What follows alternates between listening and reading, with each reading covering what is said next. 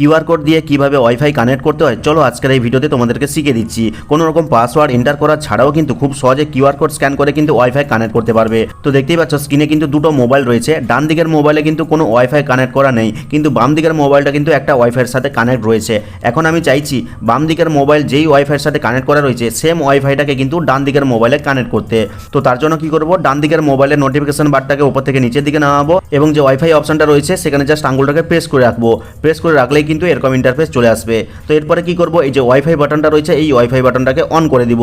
আর on করতেই দেখো available নেটওয়ার্কের মধ্যেই কিন্তু বাম দিকের মোবাইলটা যেই ওয়াইফাইয়ের সাথে কানেক্ট করা রয়েছে সেই নামটা কিন্তু শো করছে। আর কানেক্ট করতে গেলেই কিন্তু পাসওয়ার্ড চাইছে, কিন্তু আমরা তো পাসওয়ার্ড দেবো না, আমরা বলছি যে কিউআর কোডের মাধ্যমে কানেক্ট করব। তো তার জন্য কি করতে হবে, চলে যেতে হবে বাম দিকের মোবাইলে। আর বাম দিকের মোবাইলের নোটিফিকেশন বারটাকে উপর থেকে নিচের দিকে নামাতে হবে। তো দেখতেই পাচ্ছ বাম দিকের মোবাইলটা কিন্তু আগে থেকে কিন্তু একটা ওয়াইফাইয়ের সাথে কানেক্ট করা রয়েছে। তো কানেক্টেড লেখা দেখাচ্ছে, এখানে কিন্তু আঙ্গুলটাকে প্রেস করে রাখতে হবে আর ক্লিক করতে কিন্তু এরকম ইন্টারফেস চলে আসবে। তো দেখো এখানে কিন্তু ওয়াইফাইয়ের নামটা দেখাচ্ছে এবং তার ঠিক নিচে দেখো লেখা রয়েছে ট্যাপ টু শেয়ার পাসওয়ার্ড। তো এখানে জাস্ট ট্যাপ করবে। তোমাদের যদি ট্যাপ করার পরে না ওপেন হয় তাহলে পাশে কিন্তু একটা সেটিংসের আইকন দেখতে পাবে, ওখানে ক্লিক করলে কিন্তু এরকম ইন্টারফেস পেয়ে যাবে। বা তোমরা শেয়ার নামে একটা অপশন পাবে যেখানে কিন্তু কিউআর কোডের আইকন দেওয়া রয়েছে, ওখানে ক্লিক করবে আর ক্লিক করলে কিন্তু এরকম কিউআর কোড ওপেন হয়ে যাবে। এবার কি করবে, ডান দিকের মোবাইলে চলে যাবে, অর্থাৎ যেই মোবাইলে ওয়াইফাইটা কানেক্ট করতে চাইছো। তো দেখো ডান দিকের মোবাইলে আসার পরে দেখো কর্নারে কিন্তু একটা স্ক্যানারের আইকন শো করছে।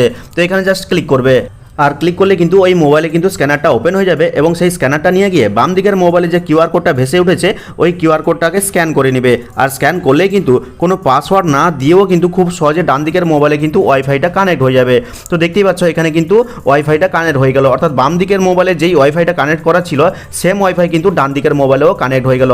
আর এবার কিন্তু খুব সহজে কোনো পাসওয়ার্ড এন্টার না করেও কিন্তু কিউআর কোড স্ক্যান করে সহজে ওয়াইফাই কানেক্ট করতে পারবে। তো ভিডিওটা দেখে হেল্পফুল মনে হলে লাইক করে চ্যানেলটিকে সাবস্ক্রাইব করবে, কমেন্ট করে জানাবে কেমন লাগলো আজকের এই ভিডিওটা।